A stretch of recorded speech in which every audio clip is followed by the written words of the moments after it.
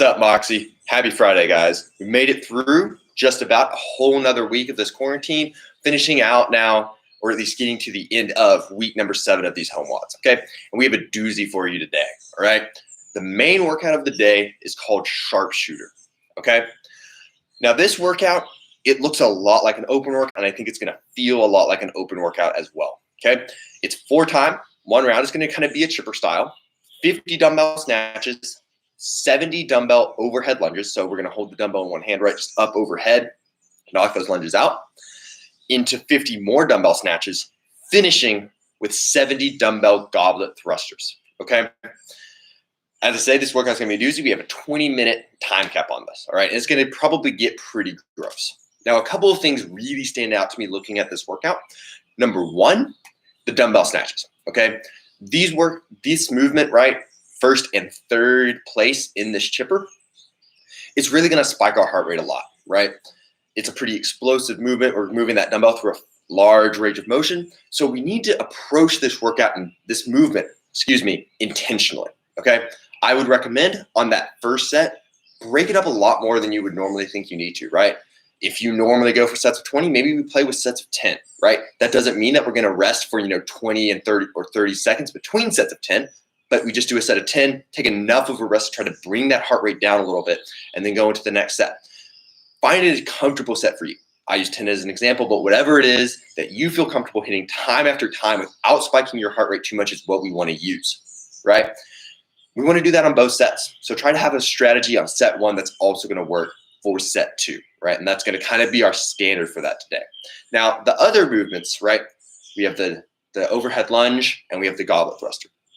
I personally think the overhead lunge should kind of function as our quote unquote rest movement in this, right? We're just holding that dumbbell overhead and all we're doing is lunging.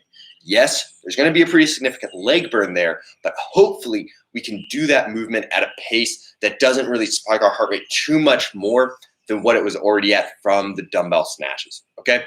So just kind of be thinking about what that looks like for you if we can get into a really comfortable overhead position where we can just support that dumbbell, we don't have to work too hard, all right? So that, we just want to get through it. But the last movement, the goblet thruster, is really where this workout comes into play, okay? So there's 2 things we need to be thinking about here. Number 1 is having a plan, and number 2 is being in the present, okay? Let's talk about the first one first, right? So having a plan.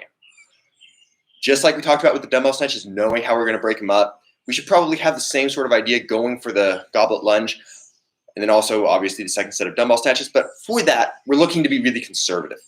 Only on the goblet thruster do we need to have a plan that's gonna push the pace.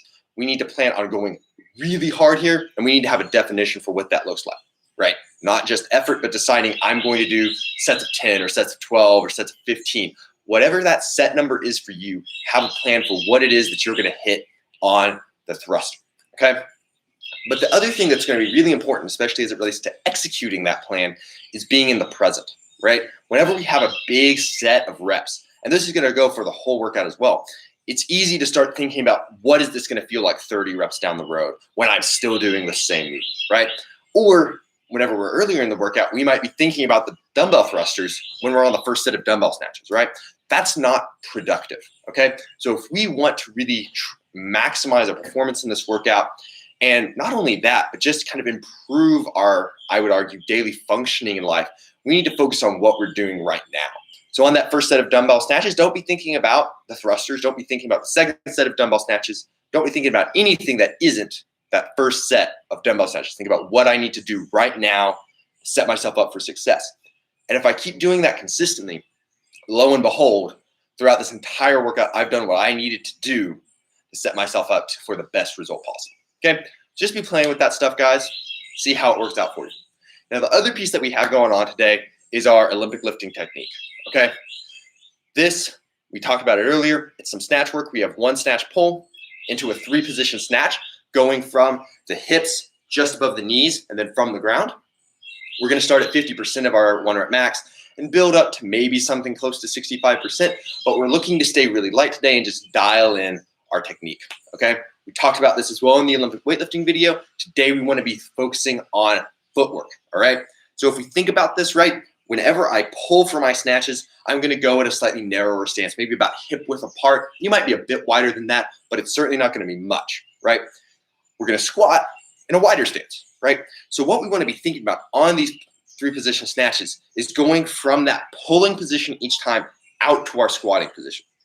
But in particular, we want that squatting position to be the same every time.